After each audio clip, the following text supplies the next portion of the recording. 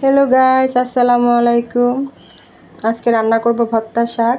আমি পেঁয়াজ কাঁচামরিচ দিয়ে দিয়েছি। এই যে ভর্তা শাক, এটা ভর্তা শাকের সাথে বিছিয়ালা শিম দিয়ে দিয়েছি।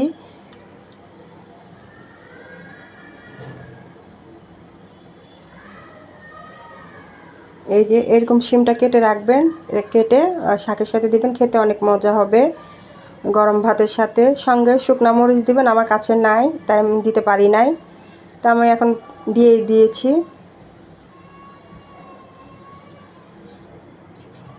আর ধনেপাতা খেলে দিবেন, আর না হলে দেওয়ার প্রয়োজন নেই, আমি ধনেপাতা দিয়ে দিচ্ছি।